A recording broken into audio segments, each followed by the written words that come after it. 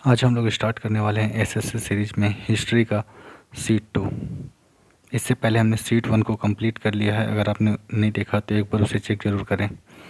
26 number question, Harappa सभ्यता में खुदाई से टेराकोटा हल मॉडल कहाँ पर मिली है। टेराकोटा हल जो है ये हम लोग को मिला है बनवाली से, और बनवाली है कहाँ पर, ये बनवाली हो गया आपका हरियाणा में। अगर आपसे ये पूछा जाए कि जोता हुआ खेत कहाँ पर मिला है तो वो हो जाएगा राजस्थान का कालीबंगा कालीबंगा इलाके में मिला है। 27 नंबर क्वेश्चन, निम्नलिखित में से किसने 1990 में धोलावीरा में खुदाई शुरू की थी। तो इसका ऑप्शन हो जाएगा ऑप्शन ए RS वेस्ट। इन्होंने 1991 और 1992 के दौरान में धोलावीरा की खुदाई की थी। इससे पहले 1967 और 68 के दौरान जगपति जोशी जी ने इस जगह की खुदाई की थी। 28 नंबर, धोलावीरा और लोथल की प्राचीन हड़प्पा बस्तियां वर्तमान में भारतीय राज्य के डैश में स्थित हैं। ये भारतीय राज्य गुजरात में स्थित हैं। आपको गुजरात से 3 जगहों को याद रखना है, धोलावीरा, लोथल और रंगपुर। ये तीनों इंपॉर्टेंट है। धोलावीरा में क्या मिला है, एडवांस वाटर मैनेजमेंट सिस्टम, जल संरक्षण के निशान पाए गए हैं। लोथल में क्या रहा है, लोथल में डॉक यार्ड रहा है जिसको हम लोग बंदरगाह कहते हैं, और रंगपुर में चावल के साक्ष्य प्राप्त हुए हैं। 29 नंबर, हड़प्पा स्थल पर डैश के हल रेखाओं के निशान खोजे गए हैं। हल मैंने आपको पहले भी बतला चुका हूँ कि अगर हल से जोता हुआ खेत बोले तो आपका ऑप्शन होना चाहिए ऑप्शन ए कालीबंगा। कालीबंगा कालीबंगा जो है ये आपका राजस्थान में है। बनवाली में आपको क्या मिला है, टेराकोटा हल मिला है। ठीक है, तो आपसे अगर खेत पूछा जाए कि जोता हुआ खेत कहाँ मिला है तो इसका आंसर होगा कालीबंगा। अगर आपसे ये पूछा जाए कि हल कहाँ मिला है टेराकोटा का बना हुआ तो ये मिला है बनवाली में। निम्नलिखित में से कौन सी मेसोपोटामिया भाषा नहीं है। एमोराइट है, एलामाइट है, अकाडियन यह है। सुमेरियन एक अलग सभ्यता है, तो सुमेरियन जो है ये सबसे अलग हो गया, इसमें सुमेरियन सबसे अलग है। आपसे दूसरा क्वेश्चन ये पूछा जा सकता है कि विश्व का सबसे पुराना जो सभ्यता है वो कौन सा है, तो वो मेसोपोटामियन की सभ्यता है। क्वेश्चन नंबर 31, हड़प्पा कालीन स्थल रंगपुर भारत के वर्तमान किस राज्य में है। मैंने आपको पहले ही बतला चुका हूँ मैं। जो जो आपका रंगपुर है, धोलावीरा है और आपका लोथल है, ये तीनों के तीनों जगह कहाँ है, गुजरात राज्य में है। 32 नंबर, सिंधु घाटी सभ्यता के घरों में कमरे आमतौर पर एक डैश के आसपास बने होते थे। जो रूम बना होता था वो आंगन के आसपास बना होता था। निम्नलिखित में से किस स्थान पर हड़प्पा संस्कृति की अग्नि वेदियाँ पाई गई हैं। आपका सबसे पहला ऑप्शन आप सेलेक्ट करेंगे लोथल। अगर इन केस लोथल ना दिया हो ऑप्शन में तब आपको कालीबंगा को सिलेक्ट करना है।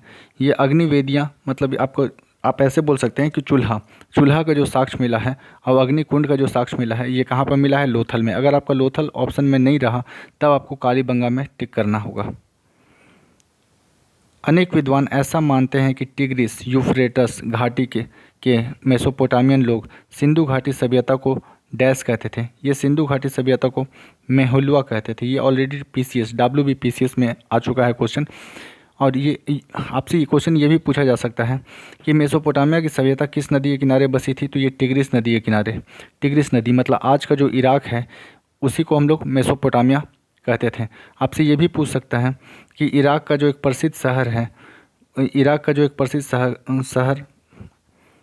है वो आपका किस नदी के किनारे है, तो वो क्या होगा, टिग्रिस। हड़प्पा सभ्यता के अन्य शहरों के विपरीत धोलावीरा शहर को डैश भागों में विभाजित किया गया तथा प्रत्येक भाग विशाल पत्थर के दीवार से घिरा होता था। हम लोग को सबसे पहले ये जानना होगा कि सिंधु घाटी सभ्यता में जितने भी शहर थे वो 2 हिस्सों में बटे हुए थे, सिर्फ एक को छोड़कर, और वो है धोलावीरा। धोलावीरा 3 हिस्सों में बटा हुआ एक शहर था। निम्नलिखित में से कौन सा हड़प्पा स्थल हरियाणा में है। हरियाणा का एक महत्वपूर्ण स्थल है राखीगढ़ी। मैं आपको पहले भी बतला चुका हूँ कि राखीगढ़ी में टेराकोटा हल मिला था और कालीबंगा में हल से जोता हुआ खेत का साक्ष्य प्राप्त हुआ है। हड़प्पा सभ्यता की प्रसिद्ध नृत्य करती हुई लड़की ब्रॉन्ज गर्ल डैश की सामग्री से उपयोग करके बनाई गई थी।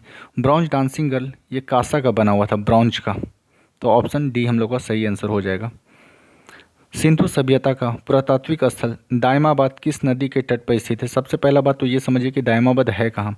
दायमाबाद आपका महाराष्ट्र में हो गया, ये महाराष्ट्र में है और दायमाबाद परवारा नदी के किनारे अवस्थित है। अगर इन केस कभी ऐसा हो कि आपको परवारा ऑप्शन में ना दिया गया हो तो आपको गोदावरी को सर्च करना होगा कि गोदावरी नदी जो है, जो परवारा नदी है, वो गोदावरी की सहायक नदी है। निम्नलिखित में से कौन सा हड़प्पा स्थल भारत में स्थित है? शत्रुंधई जो है, शत्रुंधई अफगानिस्तान में है। गवेरीवाला पाकिस्तान में है। मोहनजोदाड़ो पाकिस्तान में है। दायमाबाद अभी हम लोग बात कर चुके हैं पहले कि दायमाबाद जो है ये महाराष्ट्र में, इंडिया में है। निम्नलिखित में से सिंधु घाटी सभ्यता का कौन सा स्थल निम्नलिखित में से सिंधु घाटी सभ्यता का कौन सा स्थल सिंधु नदी के तट पर स्थित नहीं है? कोट दीजिए जो पाकिस्तान में है, सिंधु नदी के तट पे है। मोहनजोदाड़ो सिंधु नदी के तट पे है। चन्हूदारो ये भी पाकिस्तान में है और सिंधु नदी के तट पे है। रोपर ये पंजाब में है। रोपर ये पंजाब में है और पंजाब में पता है पंजाब की सबसे मुख्य नदियों में सतलज नदी जो है, सतलज नदी के तट पर अवस्थित है। तो रोपर हो जाएगा सतलज नदी के किनारे। निम्नलिखित में से कौन सा राजस्थान राज्य में स्थित एक परिपक्व चरण हड़प्पा स्थल है? राजस्थान में, राजस्थान का सबसे जो इम्पोर्टेंट ये हो गया कालीबंगा। यहाँ पर जुता हुआ खेत का साक्ष्य प्राप्त हुआ है। निम्नलिखित में से किस हड़प्पा कालीन स्थल से जुताई के साक्ष्य वाले क्षेत्र का साक्ष्य मिला है? जुताई वाले क्षेत्र का साक्ष्य जो हम लोग को मिला है, ये मिला है कालीबंगा से, और कालीबंगा है कहाँ पर? राजस्थान में है। सिंधु के पूर्व के क्षेत्र की संदर्भित करने के लिए 6ठी-5वीं शताब्दी BCE में किस पुराने फारसी शब्द का उपयोग किया जाता था? जो पारसी लोग थे वो सिंधु नदी को हिंदू के नाम से जानते थे और हिंदू नदी के उस पार रहने वाले हिंदूस कहलाते थे। यहाँ से हम लोग स्टार्ट करते हैं वैदिक सभ्यता, वैदिक सिविलाइजेशन। भरत जन का नाम पर इंडिया का नाम भरत रखा गया। निम्नलिखित में से किस वेद में इस जन का सर्वप्रथम उल्लेख है? इस जन का सबसे पहला जो उपयोग किया गया है, वर्ड का यूज किया गया है, ये किया गया है ऋग्वेद में। ऋग्वेद को 10 पार्ट में बांटा गया है जिसको हम लोग मंडल बोलते हैं, और ये मंडल 7 जो है, मंडल 7 में ही भरत जन का उल्लेख किया गया है और इसे हम लोग 10 राजाओं का लड़ाई भी कहते हैं। आपको मंडल 9 और मंडल 10 भी आपको याद रखना होगा, वो भी इम्पॉर्टेंट है। मंडल 9 में आपका जो उल्लेख किया गया है सोम का, सोम देवता जो है वो वन और शराब के देवता हैं, ठीक है। और जो मंडला 10 है, मंडला 10 जो है उसमें आपका पुरुषोक्ता ह्यांस के बारे में मेंशन किया गया है। तो आप 7, 9 और 10 तीनों याद रखें। लोह युग को यह नाम इसलिए दिया गया क्योंकि इस समय के दौरान मध्य पूर्व और दक्षिण पूर्व यूरोप में औजारों और हथियारों के मुख्य रूप से डैश की जगह लोहे का इस्तेमाल किया जाता था। लोह युग स्टार्ट होने से पहले जो भी हम लोग हथियार बनाए जाते थे, उस वक्त के लोग बनाते थे, वो कांसा, ब्रॉन्ज का बनाते थे। बाद में लोहा का डिस्कवर के बाद उन्होंने लोहा का हथियार बनाना शुरू किया। तो लोहा का हथियार बनाने से पहले वो किसका यूज करते थे? कांसा का। निम्नलिखित में से किस वेद में 10 राजयूथ का उल्लेख है? मैंने अभी बताया कि 10 राजयूथ जो है ये किस में है? ऋग्वेद में। और ऋग्वेद का कौन सा मंडल में है? मंडल 7 में इसका उल्लेख किया गया है। 4 वेदों में से किस में बुरी आत्माओं और बीमारियों से बचने के लिए जादू मंत्र और तंत्र मंत्र का संग्रह किया गया है?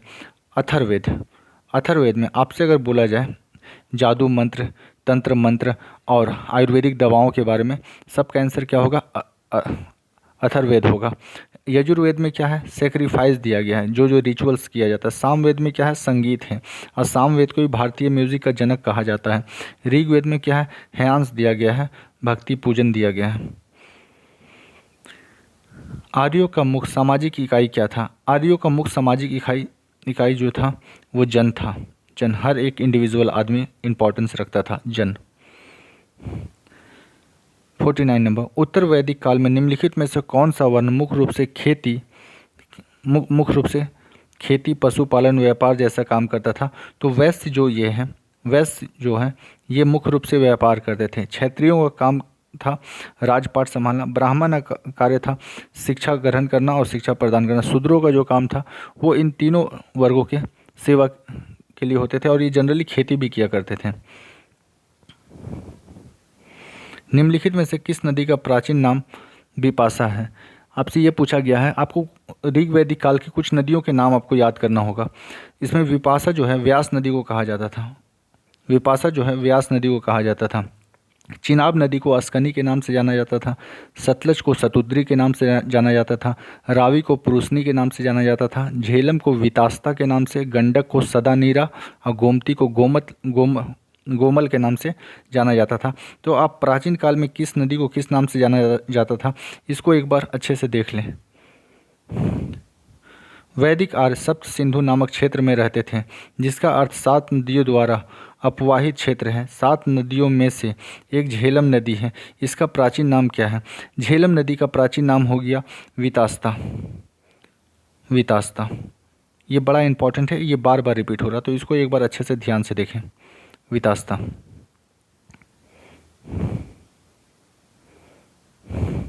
निम्नलिखित में से किस नदी का उल्लेख वैदिक साहित्य में वितास्ता के रूप में किया गया? ये दोबारा से आ गया। वितास्ता के नाम से झेलम को जाना जाता है। वितास्ता के नाम से झेलम को जाना जाता है। निम्नलिखित में से कौन सा वेद संगीत से संबंधित है? भारतीय संगीत का जनक कौन सा वेद को कहा जाता है? तो ये होगा सामवेद को कहा जाता है। निम्नलिखित में से कौन सा वेद सबसे पुराना है? ऋग्वेद सबसे पुराना है। ये 1000 से लेकर 1200 BC तक से पुराना है, मतलब आज से लगभग 2200 से 2500 साल पुराना है ये। तो सबसे पुराना वेद हो गया ऋग्वेद। और सबसे नया वेद अगर पूछा जाए तो ये क्या होगा? ये तो हो जाएगा हमारा अथर्ववेद। ये सबसे नया वेद अगर पूछा जाए इन चारों वेदों में तो सबसे नया वेद कौन सा हो जाएगा? अथर्ववेद हो जाएगा। पुरुष सूक्त किस वेद का एक मंत्र संग्रह है? पुरुष सूक्त जो है ये ऋग्वेद का है। ऋग्वेद का मंडला 10 जो है, मंडला 10 में इसका व्याख्या किया गया है। वैदकालीन चौत्राश्रम व्यवस्था के अनुसार पारिवारिक अवधि के लिए निम्न में से किस पद का प्रावधान किया गया है? सबसे पहले तो ये समझना होगा कि कितने पार्ट में बांटा गया है एक मनुष्य के जीवन को। वैदिक शास्त्रों के अनुसार ये 4 पार्ट में बांटा गया है। ब्रह्मचर्य, गृहस्थ, वानप्रस्थ और संन्यास। ठीक है। ब्रह्मचर्य जो होता है ये 0 से लेकर 25 साल तक के बीच में होता है। 0 से लेकर, उसके बाद जो होता है गृहस्थ जो होता है, गृहस्थ 25 से लेकर 50 के बीच में होता है। 25 से 50 के बीच में होता है। और इसी तरह जो संन्यास होता है ये होता है 50 से 75। और वानप्रस्थ होता है आपका 75 से 100। 4 हिस्से में बांटा गया है। वेद ऋषि कपिल का संबंध भारतीय दर्शन के डैश संप्रदाय से है। कपिल का जो संबंध है ये सांख्य दर्शन से है। सबसे पहले तो हमें ये समझना होगा कि भारतीय दर्शन हैं कितने। भारतीय दर्शन जो है मूल्य रूप से 6 हैं।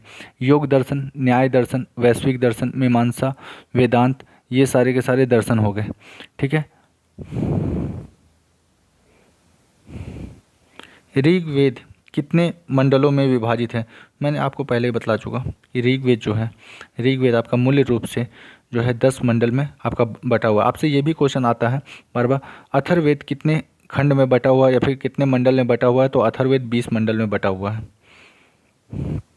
निम्नलिखित में से कौन सा उपवेद ऋग्वेद से संबंधित है? इसमें आपका हो जाएगा आयुर्वेद। आयुर्वेद जो है ये ऋग्वेद का एक उपवेद है। आपसे पूछा जाएगा वेद कितने हैं? तो वेद हो गए 4। उपवेद कितने हो गए? 4। दर्शन कितने हैं? 6। आपको पूछा जाए वेदांग कितने हैं? 6। आपसे पूछा जाए पुराण कितना है? तो पुराण 18 है और उपनिषद 108 है। आप इन चीज़ों को ध्यान में रखें।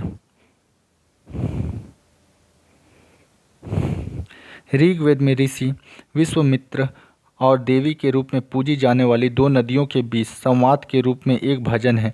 ये कौन सी नदियां हैं? ये नदियां व्यास और सतलुज हैं। व्यास और सतलुज। ये वही क्वेश्चन आ गया। अथर्ववेद को डैश खंडों में बांटा गया है, तो अथर्ववेद को 20 खंडों में या 20 मंडल में बांटा गया है। ऋग्वेद पूछा जाए तो ऋग्वेद को 10 मंडल में बांटा गया है।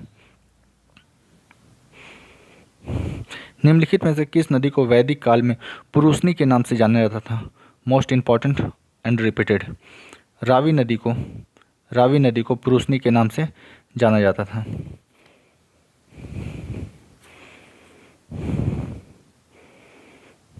रावी नदी को ऋग वैदिक काल में क्या कहते थे? रावी नदी को वैदिक काल में पुरुषनी के नाम से जाना जाता था। निम्नलिखित में से कौन सा विद्वान आर्यों को तिब्बत होम थ्योरी से संबंधित है? तिब्बत होम थ्योरी जो है दयानंद सरस्वती। वेदों की ओर चलो, इनका जो ये था कथन था, वेदों की ओर चलो। आपसे ये पूछा जाएगा बाल गंगाधर तिलक के अनुसार आर्य कहाँ से आए थे? तो आर्य आर्टिक से आए थे। मैक्स मूलर के अनुसार जो है, ये सबसे ज़्यादा पूछा जाने वाला, मैक्स मूलर के अनुसार जो आर्यंस थे वो कहाँ से आए थे? तो वो सेंट्रल एशिया से, मध्य एशिया से आए थे। कुल कितने वेदांग हैं? 4 वेद, 4 उपवेद, 6 दर्शन, 6 वेदांग। तो यहाँ से आंसर क्या हो जाएगा? 6।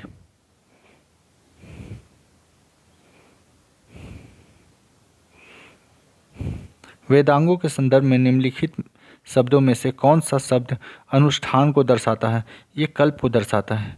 ये पहले भी एसएससी जेईई में आ चुका है ये क्वेश्चन कि अनुष्ठान को किस शब्द से जाना, किस वर्ड से ये किया जाता, व्याख्या किया जाता था? तो कल्प शब्द से।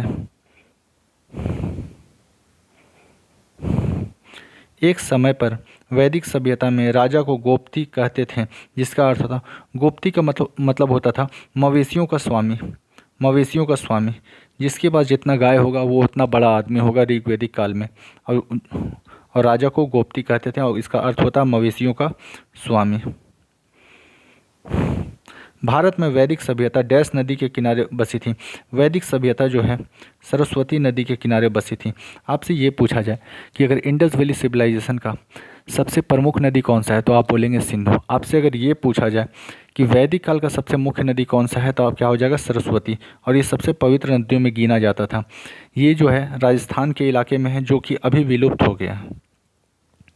तो ये था हम लोग का पूरा वैदिक काल ख़त्म हो गया है।